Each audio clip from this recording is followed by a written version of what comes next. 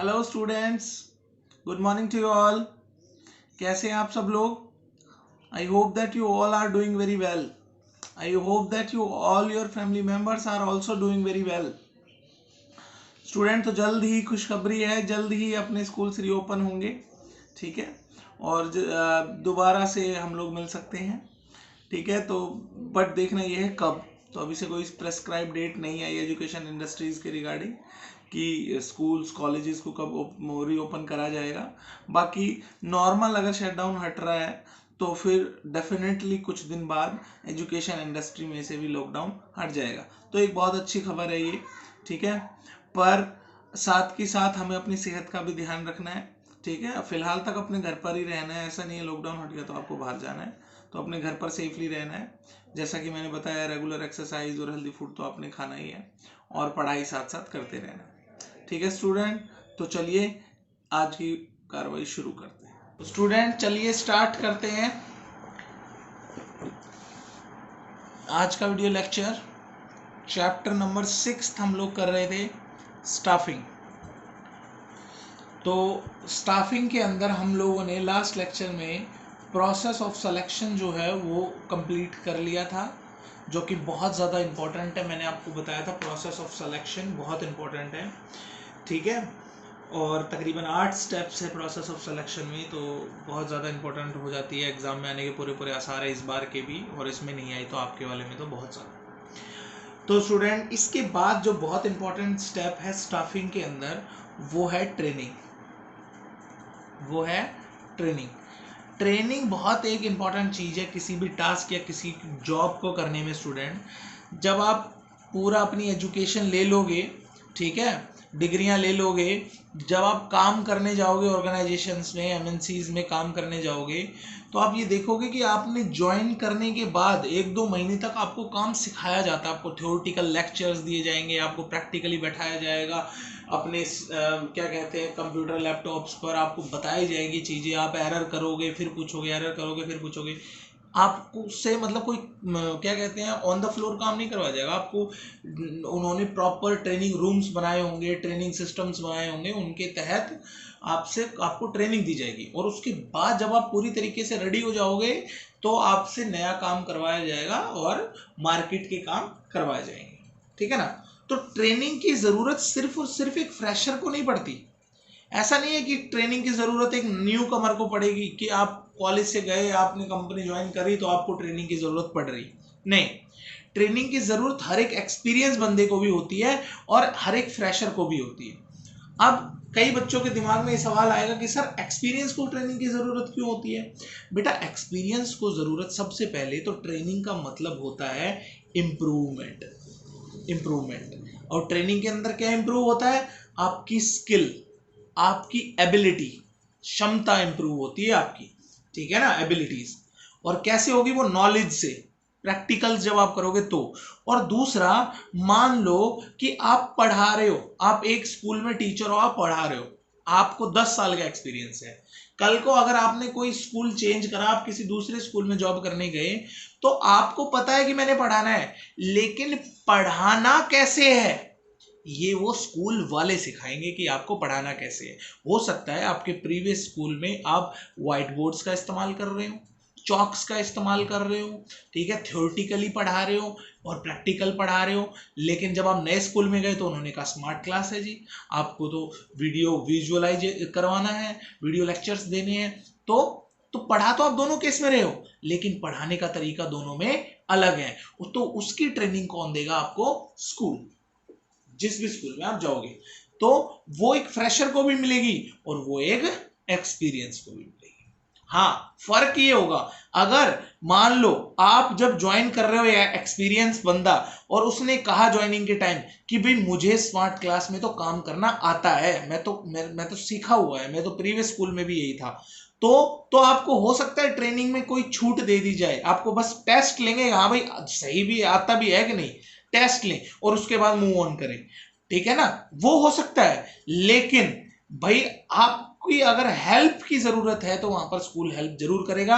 और अगर आपने ये कह दिया भाई मुझे तो आता ही है, तो फिर ये आपका ही फायदा है, स्कूल आपको तवज्जो देगा, आपको इंपॉर्टेंस देगा, आपके करियर के लिए वो अच्छा है। तो ट्रेनिंग का मतलब स्टूडेंट होता है एम्प्लॉय की स्किल और एबिलिटी को इंप्रूव करना, ठीक है ना, उसकी नॉलेज और स्किल को इंप्रूव करना, और उसके लिए बहुत ट्रेनिंग देते हैं, काम से पहले प्रॉपर ट्रेनर रखे होते हैं, ठीक है ना।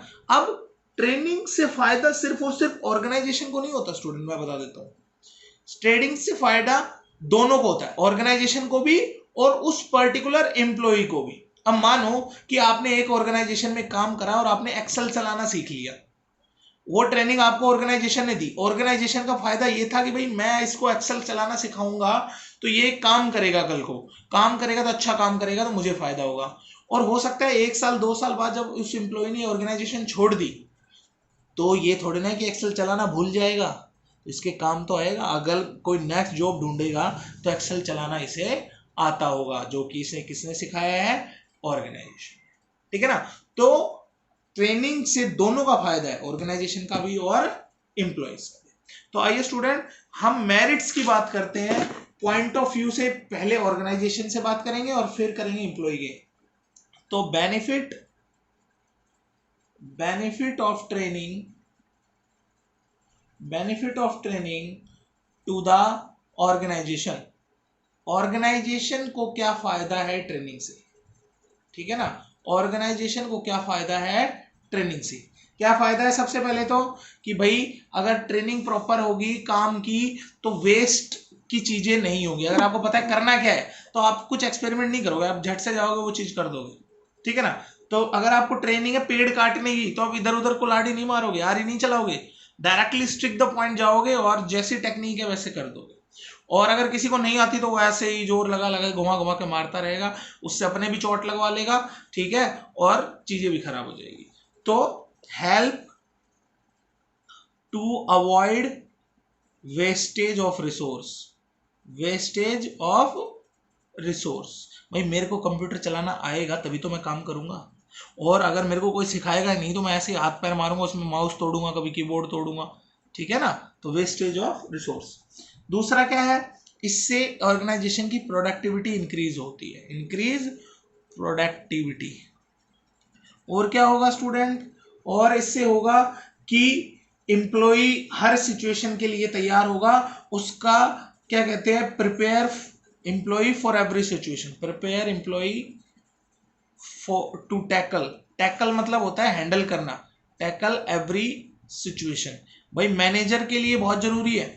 अब जैसे घर का मुखिया होता है, हम लोग क्या करते हैं, हम कहीं फंस जाते हैं तो हम क्या होते हैं, बहुत पजल हो जाते हैं, टेंशन ले लेते हैं और भाई सोचने लग जाते हैं कैसे निकले कैसे निकले कैसे निकले, या कई लोग हार मान के बैठ जाते हैं, रोने लग जाते हैं, कमरे में बंद हो जाते हैं, क्यों। लेकिन घर का मुखिया क्या करता है, वो उसमें एबिलिटी होती है, स्किल होती है कि हर डिफरेंट सिचुएशन से कैसे टैकल करा जाए, उससे बाहर कैसे निकला जाए।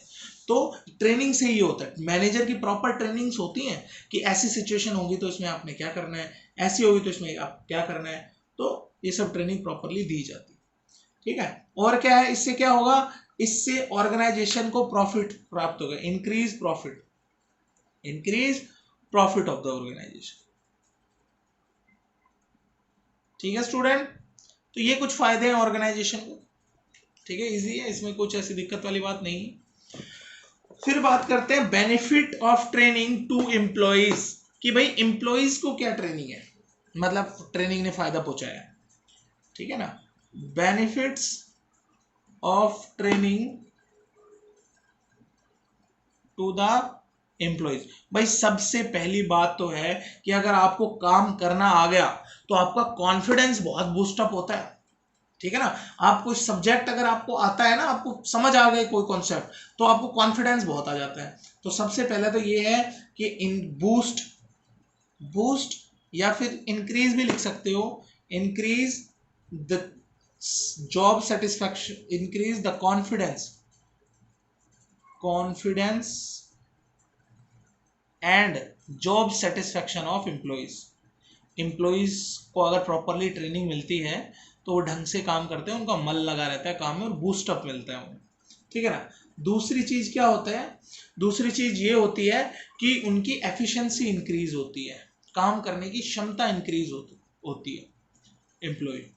और गुड फॉर करियर प्रोस्पेक्टिव, मतलब करियर, अभी जैसे मैंने बताया ना कि भाई आज आपने इस ऑर्गेनाइजेशन में काम सीखा है, तो ये काम आएगा आपको जब भी आप जॉब चेंज करोगे, तो वहां अपने रिज्यूमे में अपनी डिटेल्स में दिखा सकते हो, हाँ भाई मेरे को एक्सेल आता है, तो आपको फटाक से ले लेंगे वो। ठीक है ना, कि उन्हें तो ये तलाश रहती है कि भाई और हमें ट्रेनिंग ना देनी पड़े, हमें खर्चा ना देना पड़े, क्योंकि ट्रेनिंग में पैसा लगता है स्टूडेंट्स। ठीक है, तो करियर प्रोस्पेक्टिव के लिए बहुत अच्छा होता है। ठीक है, और lead help to increase the level आपका प्रमोशन करने में बहुत यूजफुल होता है, कि एम्प्लॉय को जैसे जैसे काम बढ़िया आता जाता है, तो आदमी को लेवल में इंक्रीज कर दिया जाता है, उसकी पोस्ट बढ़ा दी जाती है, प्रमोशन कर दिया जाता है।